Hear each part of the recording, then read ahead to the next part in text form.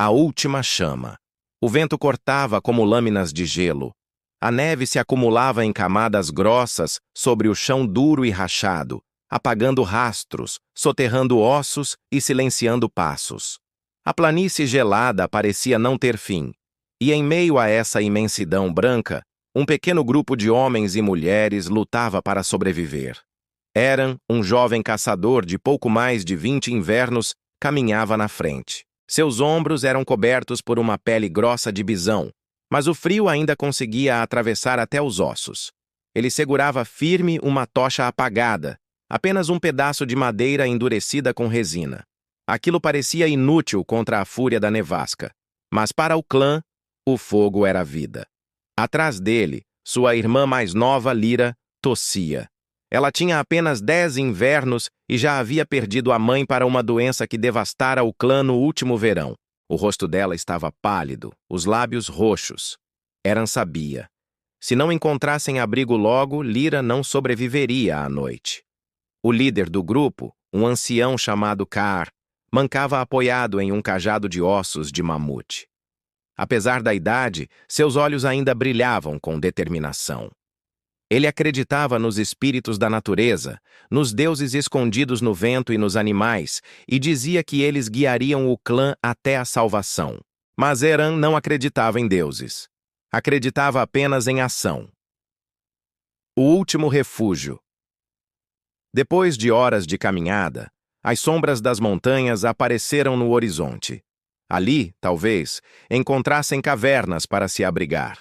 O problema era atravessar o vale, território conhecido por ser caçado por tigres dentes de sabre. Eran, disse Kaar, sua voz rouca quase sumindo sob o vento. Os espíritos indicam que as montanhas guardam fogo e proteção, mas o caminho está cheio de olhos famintos. Eran apertou os dentes. Ele sabia o que isso significava. Eles avançaram em silêncio, o barulho da neve sob os pés sendo engolido pelo vento. As árvores mortas surgiam como esqueletos congelados. De repente, um som ecoou. Um rugido profundo, arranhando o ar como trovão. Lyra estremeceu. Foi um trovão? Perguntou. Eran balançou a cabeça, puxando-a para trás dele. Não. Isso é um caçador maior que nós. Das sombras, um tigre dentes de sabre apareceu. Seus músculos eram cordas de aço, e os dentes longos e curvos brilhavam como lâminas de marfim. O grupo congelou.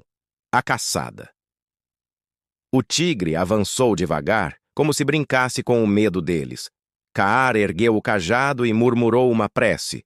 Mas Eran já sabia que só uma coisa poderia salvar o grupo: coragem. Ele puxou sua lança, feita de madeira endurecida e ponta de sílex. Respirou fundo, o frio queimando seus pulmões. "Corram para as rochas!" gritou. O grupo se dispersou, Lyra puxada por uma das mulheres mais velhas. O tigre, vendo a presa fugir, rugiu e saltou, direto em direção a Eran. O impacto foi como ser atingido por uma pedra. Ele caiu na neve, a respiração escapando. O peso do animal esmagava seu peito. Os dentes se aproximaram, prontos para rasgar sua garganta. Mas Eran não desistiu.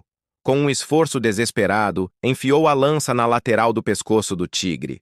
O animal rugiu em fúria, arranhando, cortando seu braço. O sangue escorria quente, misturado com neve. O tigre recuou por um instante, a lança ainda presa. Foi o tempo suficiente para o ancião Kaar levantar uma tocha improvisada e acendê-la com sílex e resina. O fogo explodiu em chamas fracas, mas o suficiente para assustar a fera. O tigre recuou, rugiu mais uma vez e desapareceu na neblina. Eran caiu de joelhos, exausto, mas o clã estava vivo. O abrigo dos ossos. Quando finalmente chegaram à base da montanha, encontraram algo extraordinário. Uma estrutura antiga feita de ossos de mamute, empilhados em círculo e cobertos de peles endurecidas pelo gelo. Um abrigo de caçadores antigos, abandonado, mas ainda firme. Ali eles acenderam o fogo. As chamas dançavam, iluminando os rostos cansados. Pela primeira vez em dias, o clã podia respirar sem sentir o gelo devorar seus pulmões. Kaar se aproximou de Eran, que enfaixava o braço ferido. Hoje você lutou como um espírito guerreiro. Eran balançou a cabeça. Não foram espíritos, foi apenas coragem e necessidade. O ancião sorriu. Talvez coragem seja apenas o nome que damos ao espírito dentro de nós. Lyra, encolhida junto ao fogo, sorriu pela primeira vez em muito tempo. Ela estendeu as mãos para as chamas, como se abraçasse a vida. O teste da neve. Os dias seguintes foram de caça e resistência. Eles encontraram ossos antigos com marcas de cortes, restos de caçadas passadas. Usaram pedaços para fazer novas ferramentas. Eran treinou os mais jovens a usar lanças e armadilhas. Mas a era glacial não era piedosa. Uma nova tempestade se aproximava, mais forte do que qualquer outra. O abrigo de ossos resistiria? Naquela noite, enquanto o vento rugia como 1000 feras, Eran teve um sonho estranho. Ele via o fogo apagando, via o clã congelando, e então via um enorme mamute surgindo da escuridão, guiando-os para a luz. Quando acordou, o ancião Kaar já estava à sua frente. Você sonhou, não foi? Eran ficou em silêncio, mas os olhos do velho brilhavam. Os sonhos são a fala dos espíritos. Eles estão nos dizendo para seguir o mamute. A última caçada. No dia seguinte, contra todas as incertezas, o grupo seguiu as pegadas de mamute que cortavam a neve. Eram pegadas antigas, mas ainda visíveis. Dias depois, chegaram a um vale escondido entre montanhas. Ali, milagrosamente, havia vida. Arbustos congelados, riachos que ainda corriam sob o gelo e um pequeno grupo de mamutes lanosos. Para o clã, era como encontrar um paraíso em meio ao fim do mundo. Mas para sobreviver, precisavam caçar. E caçar um mamute não era simples. Eran liderou o grupo. Eles cavaram armadilhas, afiaram lanças e esperaram o momento certo. O ataque foi brutal, perigoso. Muitos quase morreram, mas no fim, o gigante caiu.